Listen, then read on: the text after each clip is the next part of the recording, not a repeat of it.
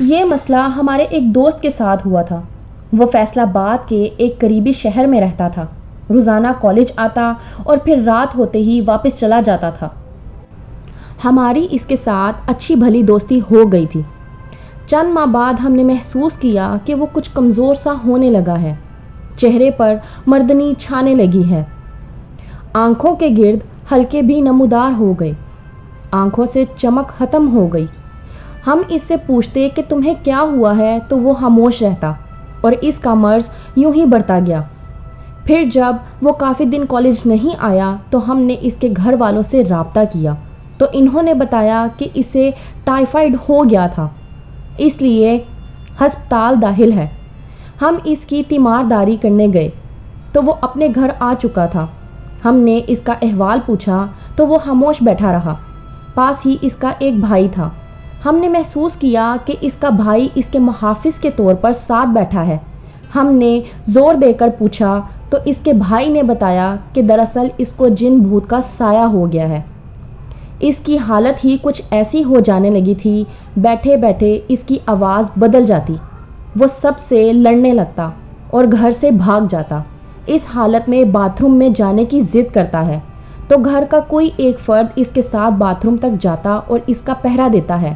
ہم بہت حیران ہوئے کہ یہ کیسے ہو سکتا ہے کہ کوئی جن اس کی حالت خراب کرنے کا باعث بن رہا ہے۔ مزے کی بات یہ ہے کہ انہوں نے اس کا علاج ڈاکٹروں سے بعد میں کرایا، پہلے پیروں فقیروں سے علاج کرایا، لیکن اس کو کوئی فرق نہ پڑا۔ کچھ دنوں بعد وہ کالج آیا تو ہمیں اس کے ساتھ کھل کر بات کرنے کا موقع ملا، لیکن وہ صرف یہی کہتا رہا کہ اس کے والدین اس کو مولوی صاحب سے ملنے نہیں دیتے۔ ہم حیران ہوئے کہ اس میں کیا قباحت ہے۔ گورا چٹا جوان آدمی تھا۔ اس کے ساتھ ہمارے دوست کا پرانا یارانہ تھا، لیکن گھر والوں نے اس پر بندش لگا دی کہ وہ مولوی سے نہیں مل سکتا، کیونکہ وہ جب بھی مولوی کے پاس جاتا ہے تو اس پر جن آ جاتا ہے اور کہتا ہے۔ پھر جب وہ کئی روز تک کالج نہیں آیا تو ہم اس کے شہر گئے اور اس کے والدین سے ملے کہ وہ اپنے اچھے بھلے لائق اور شریف سیدھے سادے بیٹے کی زندگی کن چکروں میں برباد کر رہے ہیں، اس کا علاج کیوں نہیں کراتے، یا پھر وہ اس کو کالج کے ہاسٹل میں داخل کیوں نہیں کرا دیتے۔ تو اس کے والد نے ہمیں ایسی بات بتا دی کہ ہمارے پیروں تلے سے زمین ہی نکل گئی۔ اس کو کوئی جن شن نہیں چمڑتا، دراصل یہ خود لذتی اور جنسی آوارگی کا شکار ہو گیا ہے۔ اس کے والد نے اپنا دل مضبوط کرتے ہوئے بتایا، شروع میں ہمیں بھی یہی لگا تھا کہ اسے کوئی جن چمٹا ہے، جسے نکلوانے کے لیے یہ مولوی دوست کے پاس جاتا تو بڑا پرسکون ہو کر آتا تھا۔ بظاہر ساری علامات ایسی تھیں جو ایک جن چمٹے انسان کو ہوتی ہیں، لیکن ایک دن ہمیں ان کی بدفعلیوں کا علم ہو گیا، مگر اس وقت تک وقت کافی گزر چکا تھا۔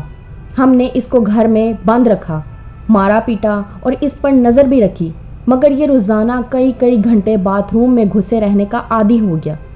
ہم نے حالات کا جائزہ لیا اور ڈاکٹر کے مشورے سے اس کو تنہا سونے سے روکا۔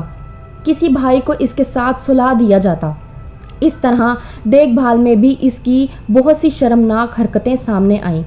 ڈاکٹر کی دوا سے اس پر کچھ اثر بھی ہوا ہے، لیکن یہ جنسی بدفعلیوں کی وجہ سے اپنی توانائی کھو گیا اور ذہنی مریض بن کر رہ گیا ہے۔ آپ دعا کریں اللہ ہمیں اس عذاب سے بچائے اور کوئی ایسا سبب پیدا ہو کہ اس کا مستقل علاج کرایا جا سکے۔ اب ایک پرائیویٹ نفسیاتی ہسپتال میں زیر علاج ہے۔ دوائیاں دے کر اس کو سلایا جاتا ہے۔ جب جاگتا ہے تو سب سے پہلے کہتا ہے کہ میرے مولوی دوست کو بلا کر لاؤ، لیکن ہم یہ کام نہیں کر سکتے، نہ کسی سے شیئر کر سکتے ہیں۔ آپ کو بتا دیا ہے تاکہ اگر آپ حقیقی دوست بن کر اس کی مدد کر سکتے ہیں اور اس کو شیطانی مرض سے بچا سکتے ہیں تو کوئی مشورہ دیں۔ ہم سب سوچ میں پڑ گئے، پھر انہیں دلاسا دیا کہ پہلے اس کا ہسپتال سے پراپر علاج کروائیں۔ انشاءاللہ جب یہ بہتر ہو جائے تو ہم اس کو ہاسٹل میں اپنے پاس رکھیں گے اور اس کو ایک نارمل انسان بنانے کی کوشش کریں گے۔